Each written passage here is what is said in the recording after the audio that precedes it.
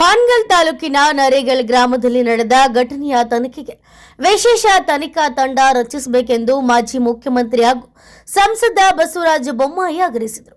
ಹಾವೇರಿಯಲ್ಲಿ ಶನಿವಾರ ಸುದ್ದಿಗಾರರೊಂದಿಗೆ ಮಾತನಾಡಿದ ಅವರು, ಜಿಲ್ಲೆಯಲ್ಲಿ ಕಾನೂನು ಸುವ್ಯವಸ್ಥೆ ಹದಗೆಟ್ಟಿದ್ದು, ಸೂಕ್ಷ್ಮ ಪ್ರದೇಶಗಳಲ್ಲಿ ಮುನ್ನೆಚ್ಚರಿಕೆ ಕ್ರಮ ಕೈಗೊಳ್ಳುವಲ್ಲಿ ಪೊಲೀಸ್ ಇಲಾಖೆ ವಿಫಲವಾಗಿದೆ ಎಂದು ಆರೋಪಿಸಿದರು.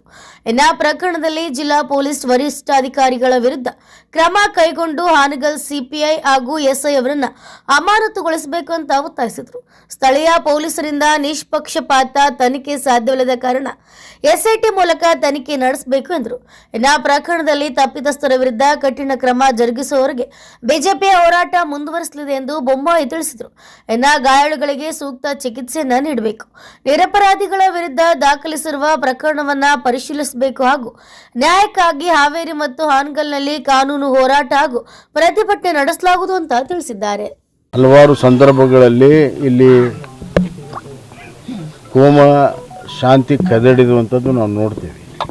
ಅದಕ್ಕೆ ಶಾಶ್ವತ ಪರಿಹಾರವಾಗಿ ಕೂಡ ಕೆಲವು ಕ್ರಮಗಳನ್ನು ನಮ್ಮ ಸರ್ಕಾರ ಇದ್ದಾಗ ಉದಾಸರಿದ್ದಾಗ ಮಾಡಿದ್ವಿ. ಮಸೂತಿಗೆ ಹೆಚ್ಚಿನ ಜಾಗವನ್ನು ಕೊಟ್ಟು ಅವ್ರಿಗೆ ಬೇರೆ ಹೋಗಿ ಬರೋದಕ್ಕೆ ಬೇರೆ ಬಾಗಿಲನ್ನು ಮಾಡಿ ವ್ಯವಸ್ಥೆ ಮಾಡಿ ಅವತ್ತಿನ DC ಅವ್ರ ಪ್ರೊಸೀಡಿಂಗ್ ಮಾಡಿ ಇದು ಮೇನ್ ರೋಡು ಎಲ್ಲ ಕಮ್ಯುನಿಟಿ ಯೂಸ್ ಮಾಡಬೇಕನ್ನುವಂಥ ತೀರ್ಮಾನ ಆಗಿರುವಂಥ ಇದನ್ನು ಇವತ್ತು ಯಾವ ಪೊಲೀಸರು ಪಾಲಿಸ್ತಾ ಇಲ್ಲ, ಅದು ನೋಡೋಕ್ಕೂ ತಯಾರಿಲ್ಲ. ಕಾನೂನು ಸುವ್ಯವಸ್ಥೆ ಕಾಪಾಡೋರೇ ಇವತ್ತು ಕಾನೂನು ಸುವ್ಯವಸ್ಥೆ ಹದಗೆಡಕ್ಕೆ ಕಾರಣ.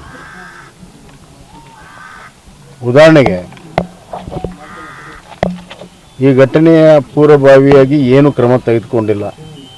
ಸೆನ್ಸಿಟಿವ್ ಪ್ಲೇಸ್ ನರೇಗಲ್ಲು, ಬೊಮ್ಮನಹಳ್ಳಿ, ಬಂಕಾಪುರ ಇವೆಲ್ಲವೂ ಕೂಡ ಸೆನ್ಸಿಟಿವ್ ಪ್ಲೇಸ್ ಇದ್ದಾವೆ. ಎಲ್ಲೂ ಕ್ರಮ ತೆಗೆದುಕೊಂಡಿಲ್ಲ. ಜಿಲ್ಲೆಯಲ್ಲಿ